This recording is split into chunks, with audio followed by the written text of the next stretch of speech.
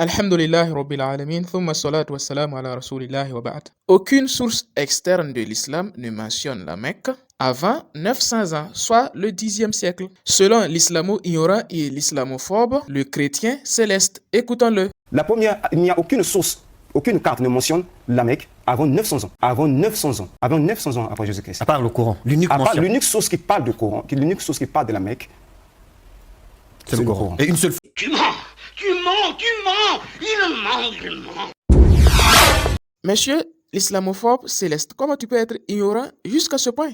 Alors, on va te réfuter par un autre islamophobe du nom de Jean Damascène. C'est un père de l'Église qui a vécu de 675 à 749, c'est-à-dire 7e au 8e siècle. Et c'était un grand islamophobe comme Apostasy TV. C'était un grand islamophobe comme Céleste. C'était un grand islamophobe comme Guy Pagès. C'est un personnage qui était aussi atteint par l'islamopathie, la même pathologie dont vous souffrez aujourd'hui. Dans son traité des hérésies, il assimile l'islam à une hérésie. Et il dit, écoutez bien, il y a aussi la religion des Ismaélites qui domine encore de nos jours.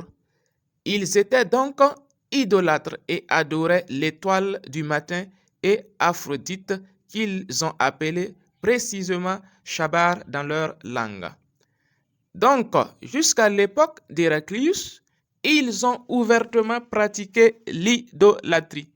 À partir de cette époque jusqu'à nos jours, un faux prophète du nom de Mahomet s'est levé parmi eux. La suite va être encore plus intéressante. Il dit, parlant des musulmans, ils nous accusent aussi d'idolâtrie parce que nous nous prosternons devant la croix qu'ils ont en horreur. Nous leur disons alors, pourquoi donc vous frottez-vous à cette pierre dans votre Kaaba? Monsieur Céleste, tu entends bien? Jean Damascène nous dit, pourquoi donc frottez-vous à cette pierre dans votre Kaaba et aimez-vous la pierre au point de l'embrasser? Et ça, c'est pas le 10e siècle, monsieur Céleste. Ce n'est pas 900 ans après Jésus-Christ. On est là pile poil à l'époque des Tabi'oun, c'est-à-dire ceux qui ont vécu avec les compagnons du prophète alayhi salatu wassalam. Donc tu vois que tu es très très nul. On a là un témoignage de quelqu'un qui a vécu au 7e siècle. Et ce qui est intéressant, c'est un islamophobe. Du coup, je demande à monsieur Alexis Bongo de te renvoyer en Algérie pour réétudier avant de revenir. Et nous les musulmans, nous allons lui payer son billet de voyage. Parce que là, il n'a rien étudié pour le moment. Il est trop nul. 0 à la base. Mais oui, c'est clair. Et bon, je vais revenir par le deuxième point qui est la Mecque. Voilà. Le Coran nous présente que la Mecque était une ville prospère. Donc on quantifie. Prospère. Prospère. C'était la grande ville, c'était la mère de toutes les villes. Tout passait par la Mecque. Oui, tout passait par la Mecque. Or, l'archéologie nous dit autre chose. Il dit quoi l'archéologie? Eh bien, l'archéologie nous dit que la Mecque est un désert. Il n'y a rien à la Mecque. Vous l'aviez bien entendu, il dit qu'il n'y avait rien à la Mecque était un désert, selon les archéologues. Mais quelle ignorance, monsieur Céleste. Quelle ignorance.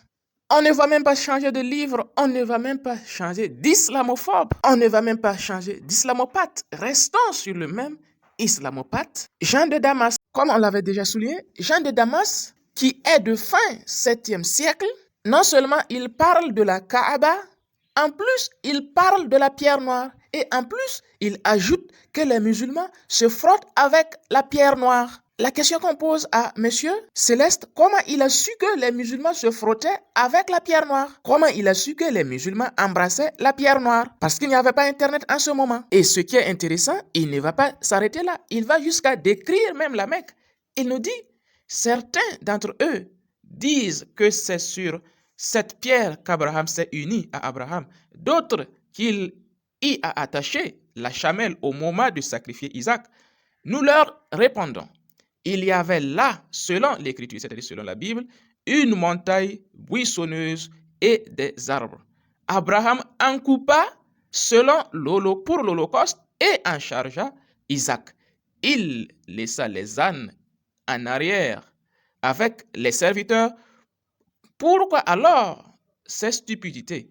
À cet endroit, c'est-à-dire à l'endroit où Abraham devrait sacrifier Isaac, à cet endroit, en effet, il n'y avait pas de bois provenant d'une forêt. Et il n'y avait pas des ânes qui s'y passait. Il semblerait clairement à la vue de ces déclarations que Jean de Damas aurait été lui-même à la Mecque et aurait vu lui-même la Mecque, l'usage des musulmans, de la Kaaba et de la pierre noire, et aurait même vu le paysage mecquois. Pourquoi? Parce que selon sa déclaration, il dit que le lieu du sacrifice ne peut pas être la Mecque, parce qu'à la Mecque, il y a des ânes et il y a des arbres, alors que le lieu où Abraham devrait sacrifier son fils, il n'y avait pas d'arbres et il n'y avait pas d'ânes. Et c'est pourquoi Abraham a coupé le bois avant de partir au lieu du sacrifice. Ce qui veut dire que pour Jean de Damas, le paysage mecquois, le paysage de la Mecque est si florissant qu'il ne peut pas être le lieu du sacrifice d'Isaac. Parce que le lieu pour lui que Isaac devrait être sacrifié, il n'y avait pas de forêt, il n'y avait pas d'âne. La localité en question n'était pas florissante. Du coup, toutes vos thèses selon lesquelles la Mecque n'était pas connue, elle n'était pas florissante, elle n'était pas habitable, tout ça, ça s'écroule. Je vais juste ajouter un autre point que les islamophobes ne soulignent pas dans leur conférence. Le même Jean de Damas qui est du 7e siècle, il nous dit que le prophète Mohammed est apparu au moment où Héraclius était au pouvoir. Or, nous savons que Héraclius a vécu de 575 à 641. Bizarrement, lorsque nous retournons dans nos sources authentiques, Bukhari, au numéro 4553, il nous est dit que le prophète Mohammed alayhi salatu wassalam a écrit une lettre adressée à un roi du nom d'Héraclius, l'invitant à embrasser l'islam. Donc là, ici, on a une source extra-islamique venant d'un personnage qui est né au 7e siècle et de surcroît issu d'un islamophobe qui confirme la Mecque, qui confirme la pierre noire, qui confirme le paysage de la Mecque et qui confirme le temps même de l'apparition du prophète et qui est en parfaite harmonie avec ce que racontent les sources authentiques de l'islam. Alors le débat, il est super clos. Mais c'est pas fini, monsieur Céleste. J'ai un cadeau pour toi. Comme tu aimes l'histoire et l'archéologie, alors prenons la Bible. Matthieu, le chapitre 2, le verset 15 à 16. On nous dit que un ange aurait été envoyé auprès de Joseph pour dire qu'il devrait fuir avec Jésus en Égypte parce que Hérode va chercher à tuer l'enfant. Et au verset 16, on nous dit que Hérode, n'ayant plus eu vent des mages, a effectué une tuerie des petits-enfants. Mais cette histoire-là, n'est-ce pas un emprunt de l'histoire du temps de Moïse où Pharaon tuait tous les petits-enfants? N'est-ce pas un plagiat de cette histoire? N'est-ce pas un emprunt? C'est un emprunt. Non, attendez.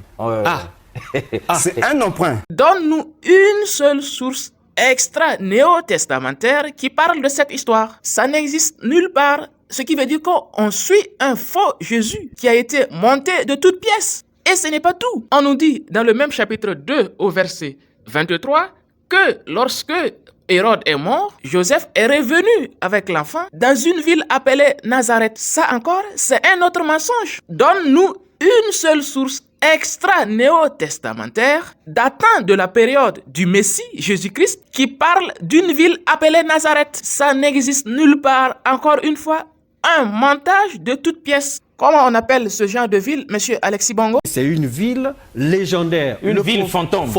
Ah ok, une ville fantôme. Merci beaucoup. Ce qui veut dire qu'on nous prêche un Jésus qui n'a jamais existé dans une ville fantôme qui n'a jamais existé, puisqu'il n'y a aucune source historique datant de l'époque de Jésus qui affirme ou qui mentionne la présence d'une ville appelée Nazareth, excepté le Nouveau Testament, qui serait alors un montage des évangélistes, selon le raisonnement de Monsieur Céleste. Parce que la première mention d'une ville appelée Nazareth dans une source extra-néo-testamentaire date d'environ 3 siècles après Jésus. Donc, du coup, vous aurez un faux Jésus. Mais oui, c'est clair. Et ce n'est pas tout, monsieur l'obsédé de l'archéologie et de l'histoire, son excellence, monsieur Céleste, dans ta Bible, dans Matthieu, le chapitre 27, le verset 51 à 53, il nous a dit, comme affiché à l'écran, qu'après la mort de Jésus, entre guillemets, les sépulcres s'ouvrirent et plusieurs corps des saints qui étaient morts ressuscitèrent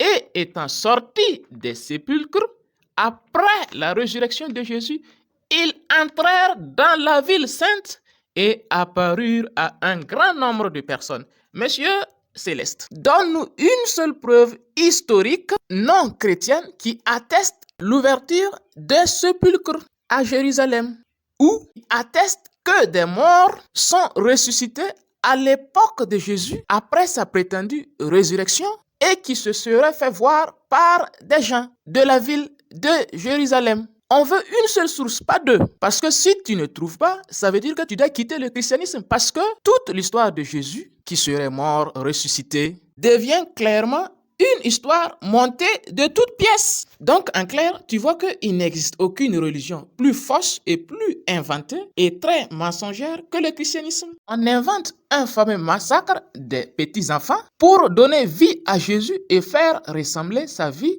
à la vie de Moïse. On invente une ville fantôme et on l'attribue au Messie juste pour donner vie à Jésus. Et on invente une histoire de mort et de résurrection qui est encore une pure invention imposée par les chrétiens selon Matthieu 27, le verset 51 à 53. Donc, en clair, le christianisme est faux. Mais oui, c'est clair.